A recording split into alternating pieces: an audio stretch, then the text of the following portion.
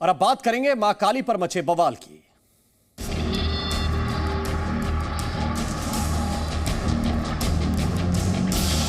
काली film के poster पर विवाद अभी जारी है।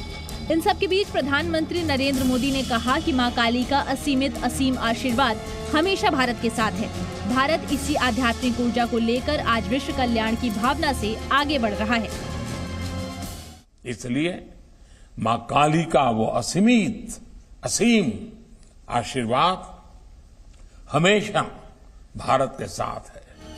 वहीं बीजेपी ने कहा कि पीएम ने जहां एक और मां काली के प्रति श्रद्धालुओं की भावनाओं को जाहिर किया है, वहीं टीएमसी ने अपनी सांसद महुआ मित्रा के आपत्तिजनक बयान के बावजूद उन पर कोई कार्रवाई नहीं की।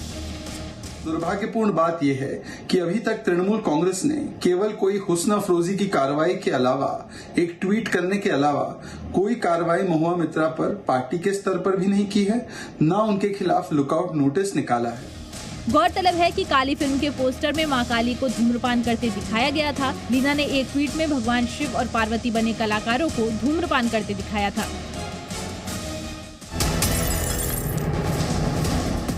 काली विवाद के बीच इस वक्त बड़ी खबर हरिद्वार से मिल रही है, जहां काली फिल्म की डायरेक्टर के खिलाफ केस दर्ज हो गया है।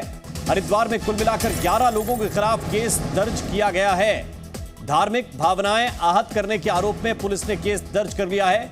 इस वक्त की बड़ी खबर मिल रही है हरिद्वार से, जहां काली फिल्म की डायरेक्टर के खिलाफ मुकदमा दर्ज हुआ है। कुल मिलाकर 11 लोगों के खिलाफ केस दर्ज हुआ है।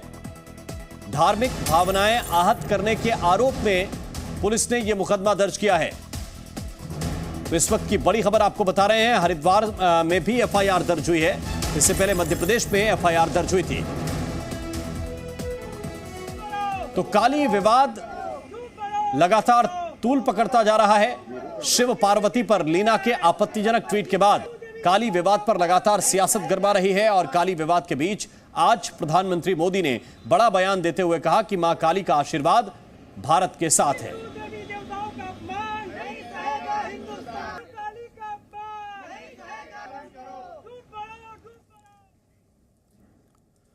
और आइए अब आपको सुनाते हैं कि काली विवाद के बीच प्रधानमंत्री नरेंद्र मोदी ने क्या कहा है।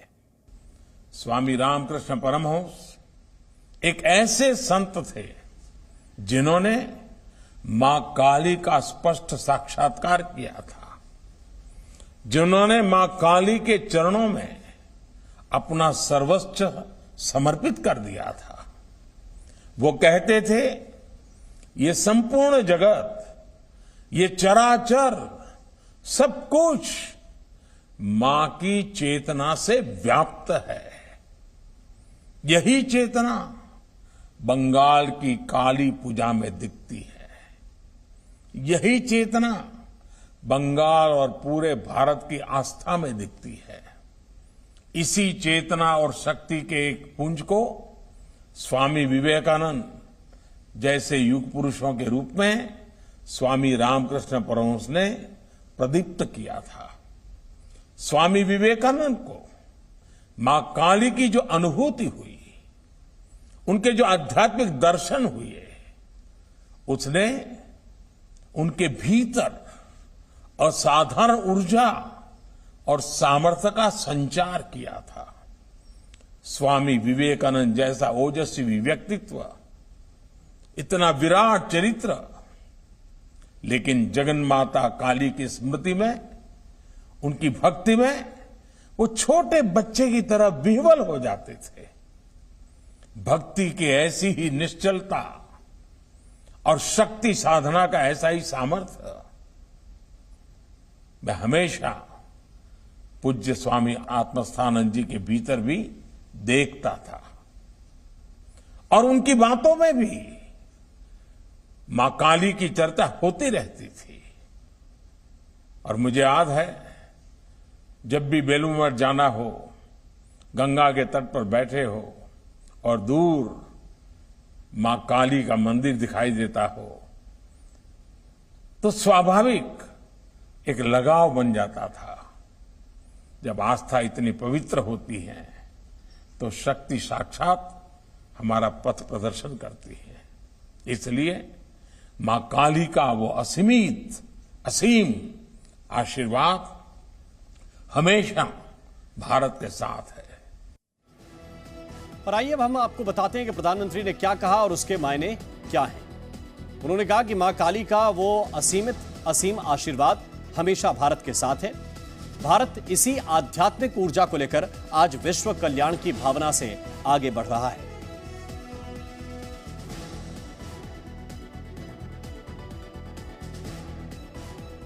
मां काली के आशीर्वाद से विश्व कल्याण की भावना, सब कुछ मां काली की चेतना से व्याप्त है। मां काली की चेतना बंगाल की पूजा में दिखती भी है। चर अचर सब कुछ मां काली की चेतना से ही है, यह प्रधानमंत्री ने कहा है। और आइए अब आपको बीजेपी की प्रतिक्रिया भी सुनाते हैं। दरअसल बीजेपी ने कहा है कि पीएम ने जहां एक तरफ मां काली के प्रति श्रद्धालुओं की भावनाओं को जाहिर किया, वहीं टीएमसी ने अपनी सांसद महुआ मोइत्रा के आपत्तिजनक बयान के बावजूद उन पर कोई कार्रवाई नहीं की। बीजेपी प्रवक्ता शहजाद पूनावाला ने कहा कि ऐसे लोगों की सोच है हिंदुओं का अपमान करो ताकि चलती रहे वोट बैंक की दुकान।